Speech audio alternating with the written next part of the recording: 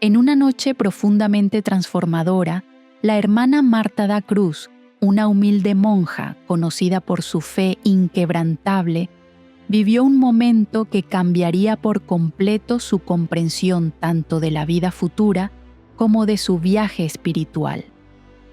Cada noche, Marta se había entregado por completo a la oración, recitando el rosario con devoción cada noche.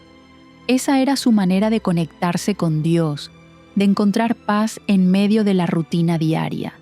Sin embargo, esa noche, mientras estaba absorta en su oración, algo extraordinario ocurrió. La atmósfera en la sala comenzó a cambiar. La luz en la habitación se intensificó de una manera inexplicable, llenando el espacio con una energía suave pero tan palpable que Marta sintió que todo a su alrededor estaba envuelto en una paz infinita. Era como si el mismo aire estuviera impregnado de una presencia divina. En ese instante, lo que parecía una simple oración se transformó en una experiencia trascendental. De repente, la hermana Marta percibió una figura frente a ella, una figura luminosa, cuya luz parecía irradia de una paz celestial.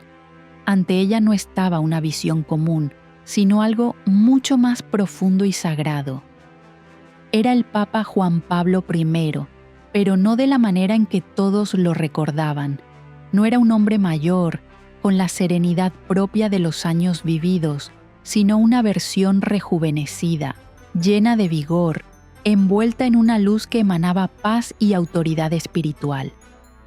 Vestido con sus túnicas blancas, el Papa sostenía un rosario en una mano y una rama de olivo en la otra, símbolos poderosos de la paz y la unidad.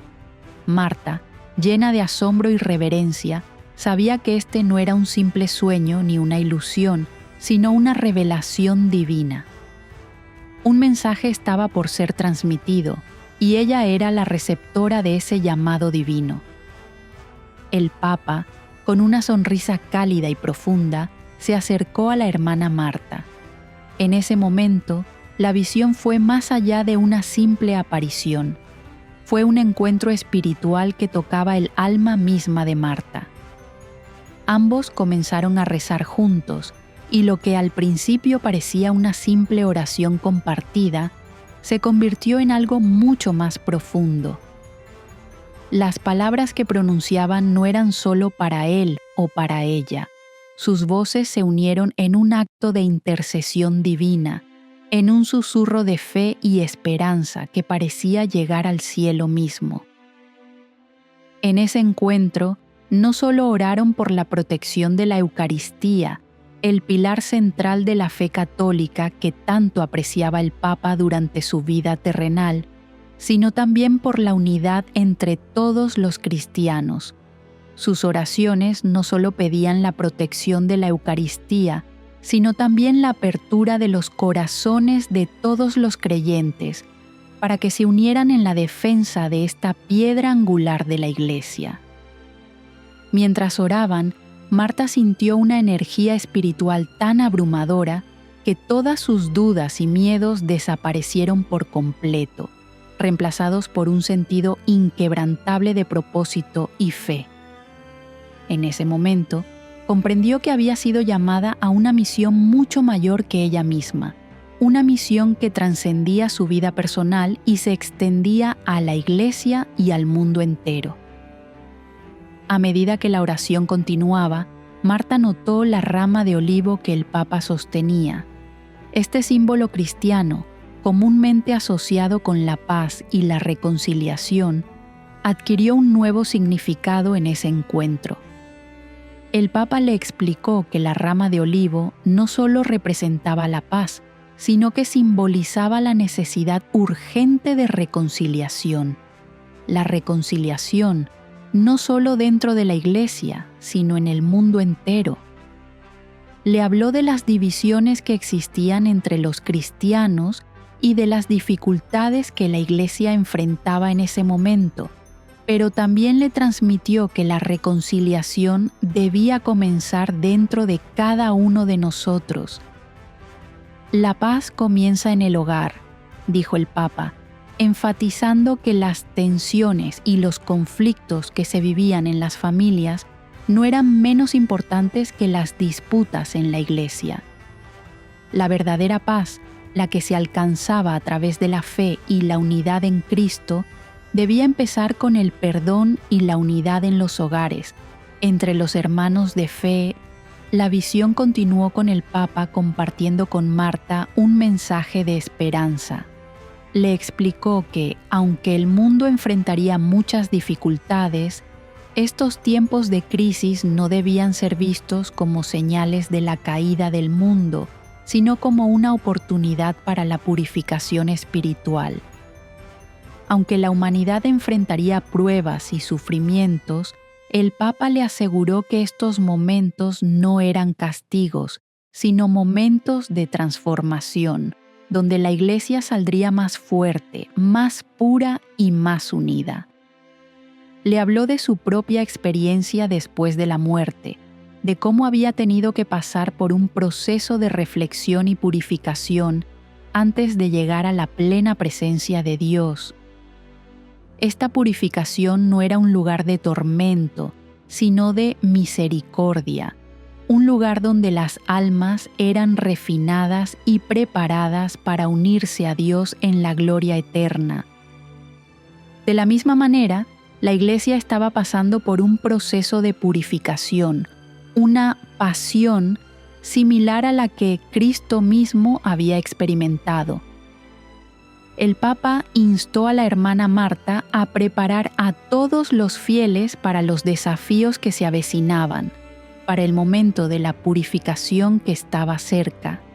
En sus palabras, Marta entendió que la oración colectiva y la fe inquebrantable serían las claves para superar las pruebas del futuro.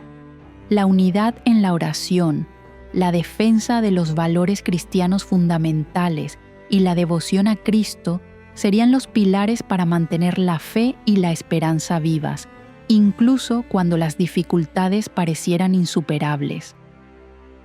En ese momento, Marta comprendió que su misión no solo era personal, sino universal. Debía unirse a todos los fieles en oración y en unidad para enfrentar lo que vendría. La visión del Papa Juan Pablo I no solo le reafirmó el poder de la oración, sino que también le mostró la importancia de la reconciliación, la unidad y la preparación espiritual.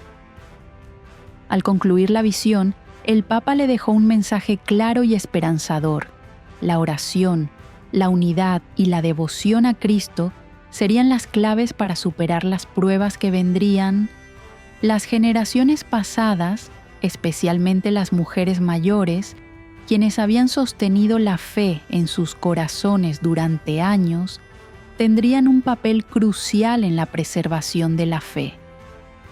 El Papa les recordó que la fe de las generaciones mayores sería la base sobre la cual se edificaría la Iglesia del futuro.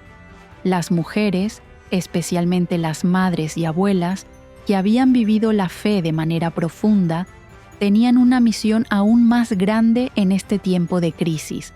Eran las guardianas de la fe y, a través de su dedicación, podían guiar a las nuevas generaciones. El Papa enfatizó que la oración no solo debía ser un acto individual, sino una práctica colectiva.